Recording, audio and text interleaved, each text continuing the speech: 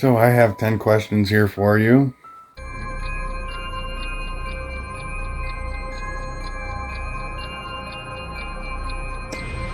Number one, have you had a Dogman encounter?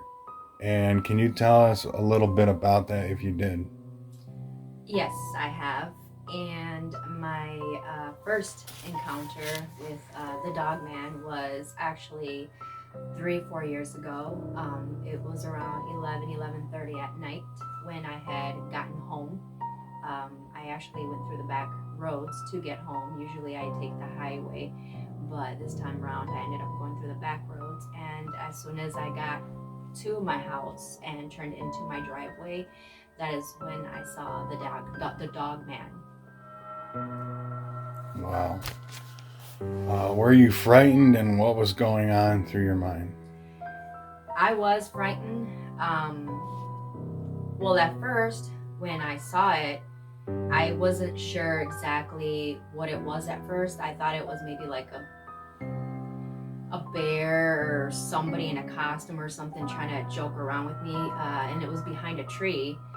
And it was actually 70 feet away from me too. So I'm like, I kept kind of, as I drove in the driveway, my lights kind of flashed into that direction. So I actually stood there and I just kept kind of watching it to see what it really was. And my mind and my thoughts were like, well, should I drive right by it and kind of like go right at it? But then I thought, okay, what if it's something bigger than this and ends up beating up my car? So I ended up just standing there or sitting there, and then with the lights flashing in that direction. And that's when I finally noticed that it was actually the dog man, because I could see his pointing ears and his snout sticking out and everything. And he was just kind of wobbling his head and everything. Uh, the third question I got for you is, did you see the Dogman more than once? Yes, I have. I've seen it. That was my first time that I saw it.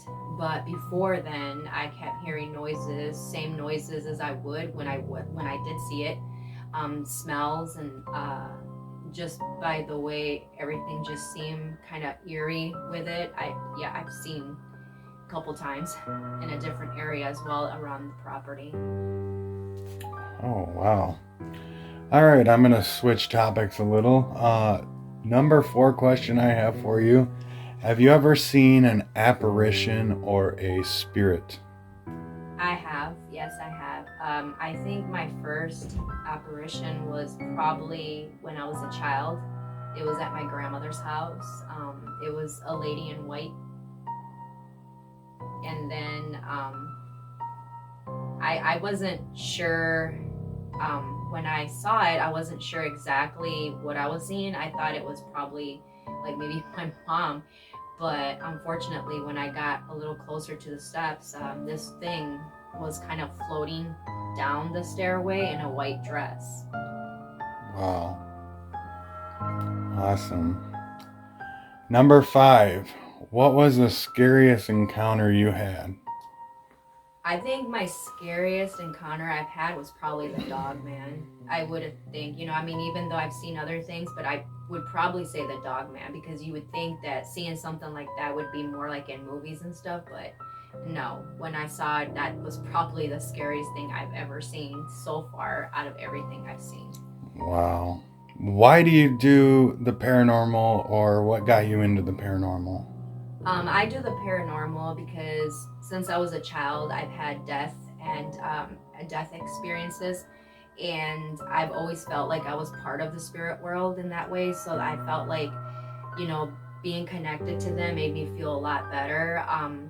And that's what kind of got me into being on YouTube. Is besides my brother doing the same stuff, I myself wanted to do that, and I felt like by doing it is not only communicating with the afterlife, but also sharing my experiences with not only the afterlife, but also with people that are into the afterlife.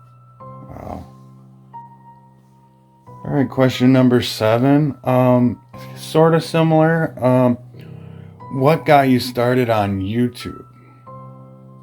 I would probably say, just because I wanted to share my experiences with people around the world, and I just felt like sharing it would probably be best. Because there's a lot of people out there that like to share their experiences, so I felt like maybe it was my time to also share my experiences and Very what's good. actually out there as well. Very good. Question number 8. If you can go anywhere to investigate or to film, where would you go? That's a tricky one.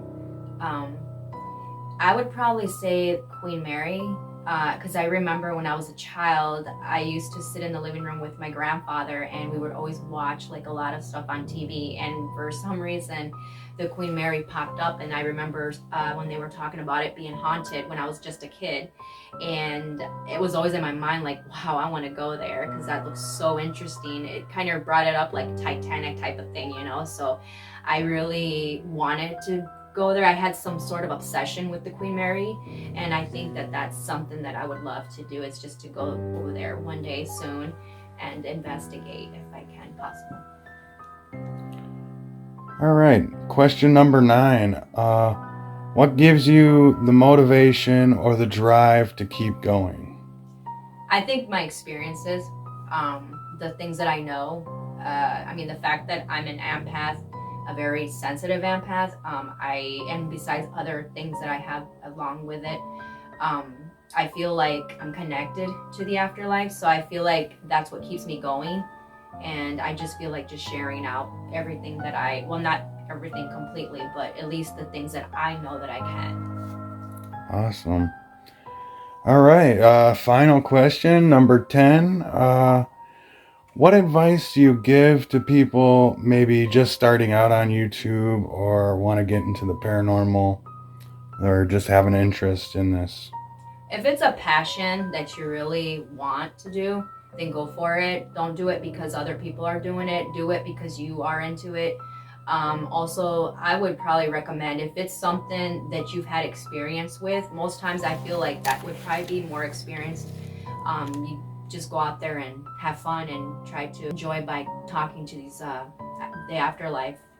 So that would be something that I would tell the new beginners, or even anyone in general, to be honest with you. It's just a passion, if that is what you want to do. Yep, absolutely. Is there anything that you'd like to add to any of these before we get going? I just want to say thank you. If you like the content, like, share, and subscribe. And other than that, guys, I'll see you soon.